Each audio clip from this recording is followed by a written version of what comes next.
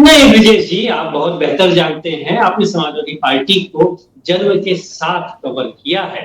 Samajwadi party की स्थापना ही आप देखिए, भले ही नेताजी राष्ट्रीय अध्यक्ष थे, लेकिन राष्ट्रीय कार्य समिति में सभी महत्वपूर्ण पदों पे ब्राह्मण ही चुनते रहे हैं।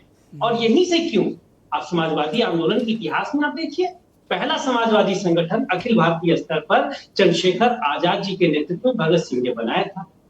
संथोपा का आप देख लीजिए, जिसने पहली बार टिकट मुलायम सिंह जी को दिया था, उसके राष्ट्रीय अध्यक्ष कौन थे? श्रीधर महादेव जोशी, स्वतंत्रता संग्राम सेनानी। पिछड़े पावे में 100 में 60 जो नारा है, इस नारे के जो शिल्पकार थे वह देश के महान समाजवादी चिंतक, हम लोग के कुल गौरव मधुलिमय जी थे, महाराष्ट्र के द्रविड़ ब्राह्मण थे, ब्रजभूषण तिवारी जी से लेके, और हम सब भी फकीर इसी सिलसिले के हैं। तो समाजवादी और ब्राह्मण तो सदैव दूसरे के पूरक रहे हैं।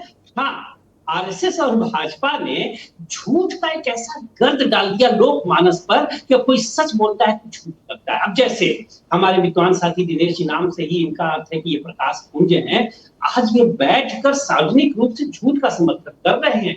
सूर्य के बेटे अंधेरों का समर्थन कर रहे हैं। रोशनी आत्मघात करे न करे तो करी क्या, आप खुद बता दीजिए। अभी आप भाजपा के राष्ट्रीय अध्यक्ष आए, वो भाजपा के राष्ट्रीय अध्यक्ष थे ना, उनकी जो सूची बनाई गई थी स्वागत की, हर चौराहे पर एक एक जाति का, यह जाति वहां स्वागत करेगी, यह जाति, ये क्या है?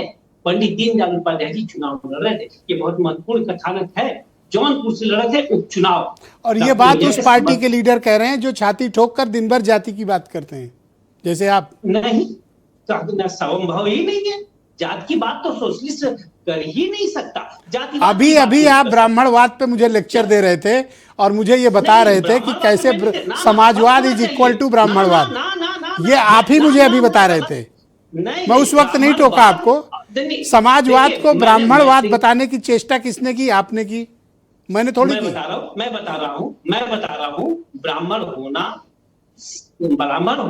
ब्राह्मणवादी होने में फर्क है, ये मैं स्पष्ट कर दूं।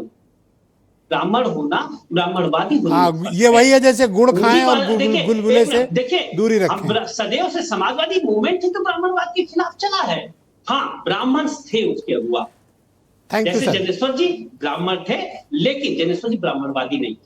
हम ब्राह्मण हैं पर हम ब्राह्मणवादी। सर, मैं आपका वैचारिक परिवर्तन देखकर हैरान हूं सर। समाजवाद कभी ब्राह्मणवाद की तरफ नहीं गया, लेकिन आप जिस तरह से ढोल पीट रहे हो सर, बात से मैं सहमत हूं। समाजवाद जीवन में कभी ब्राह्मणवाद के साथ न था, न है, न होगा। मैं फिर कह रहा हूं, ब्राह्मणवाद और ब्राह्मण होने में फर्क है। बहुत शुक्रिया आपका। मैं सर्वेश पांडे जी को इस कार्यक्रम में आमंत्रित करता हूं।